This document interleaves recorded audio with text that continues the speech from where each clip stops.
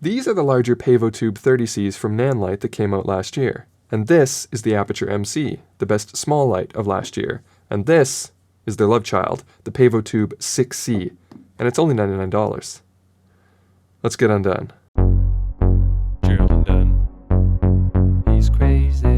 What's happening, everybody? I'm Gerald Undone, and don't call me Shirley. So I figured I'd structure this review as a comparison between these new compact tube lights from NanLite and the Aputure MC to see which is the best mini RGB light for your kit. So let's start with the basic stats. The Aputure MC is 127 grams, costs $90, and comes with a case, a charging cable, some Velcro, and a diffuser. The PavoTube 6C is larger and weighs twice as much at 260 grams. It costs $99, comes in this velvet sleeve, which, while not too protective, is absurdly soft, and comes with a strap, a charging cable, USB-C, and these little ferrous plates that you can attach to surfaces that you want the 6C to magnet itself to, because both of these lights are magnetic, and both are sufficiently strong, but the NanLite does seem to be a touch weaker in this regard. I'd give its magnets a 7.5 out of 10 compared to the Aputure's 10 out of 10 in the magnet confidence metric. Both feature quarter 20 mounts, and both have internal batteries that charge over USB-C, but the Aputure MC accepts power delivery, where the PavoTube was a bit sketchy in this department. One of the two lights I have did charge with power delivery, but the other didn't, and neither would charge while the light was on when using power delivery. But when using a regular 5-volt 2-amp USB Type-A connection, they both charged fine and ran indefinitely on USB power. Not a huge deal, but the Aputure's acceptance of power delivery does allow it to charge a bit faster and be more accommodating to modern phone chargers. The Aputure MC also has wireless charging, where the PavoTube does not. Are they cutting the grass now? It has been non-stop noise in here today, but I can't make this last 40 hours while recording, so I apologize for any background noise, but we're just going to motor on through. So the Aputure MC can be controlled via direct connection using their app, which is fantastic, by the way, but the PavoTube requires you to make an ad hoc network using a separate hub device and downloading the app directly from NanLite because it wasn't listed in the App Store for me. Now, I don't care too much about apps, so I'm not going to dock too many points for this, but if you're a big fan of controlling your lights with your phone easily, the Aputure is the clear choice here. Both lights have intuitive controls. I might favor the PavoTube a little bit because it's basically laid out in front of you, where the Aputure relies on a series of clicks and holds with their turn dial, and that turn dial makes the Aputure feel a little bit less precise when compared to the plus and minus buttons found on the NanLite. But I vastly prefer the power switch on the Aputure over the button hold on the 6C. You have to hold it until the logo appears and enlarges, which feels like an oddly long time, but if you keep holding it, it just turns itself back off. This is annoying if you're trying to move quickly, but it does have one hidden advantage. It likely won't accidentally turn on in your bag, but again, that's not really a problem that I've ever had with the Aputure, so I still prefer the satisfying flick of the switch on the Aputure MC. I did a battery rundown test at 100% power to see how long these lights will last, and on the PavoTube 6C, I got 1 hour, 10 minutes from full charge at maximum output. But the Aputure dominated here with an even 2 hours of runtime at 100% output.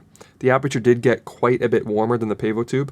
Neither would burn you or melt anything, but the Aputure does get uncomfortably warm to the touch, where the NanLite was a lot more tolerable. This battery life difference makes sense though when you consider the output of these lights, running them both at 5000 Kelvin on their bicolor modes, which is right around the midpoint for each of them.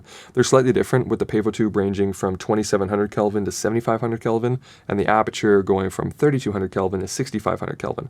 But I set them both to 5000 Kelvin and measured them at 1 meter away, and the NanLite measured 183 lux with a temperature of 4924 Kelvin and a 91 CRI, where the Aputure was weaker at only 119 lux at 4946 Kelvin and a 97.6 CRI.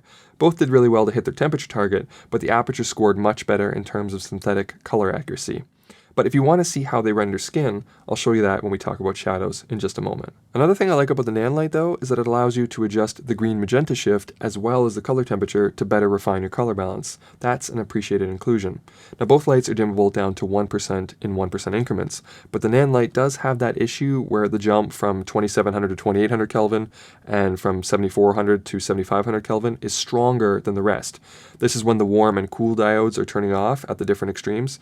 Now it shouldn't affect things much because both of those temperatures are out of the normal use range, but it's something the Aputure does do a little bit better. Again though, this is only ever an issue if it happens at 3200 Kelvin or 5600 Kelvin, which it does not, so I wouldn't worry about it. They both have very similar effects with similar controls for the frequency and intensity. This one is called Hue Loop on the NanLite, and it's called Party Mode on the Aputure MC, and they also have the CCT loop, intensity loop, CCT flash, Hue flash, CCT pulse, Hue pulse, storm, police car, TV, paparazzi, candle/fire, disco, bad bulb, fireworks, explosion, welding, and then we're back to Hue Loop. So I think there might be like 2 more there than the Aputure, but the basic ones, faulty bulb, lightning, TV, fire, candle, they both have those. And they both have HSI controls for dialing in the color you want. But like I said earlier, even though they both offer the same degree of hue specificity, I do find that the NanLite achieves the hue more smoothly than the Aputure's rocker dial.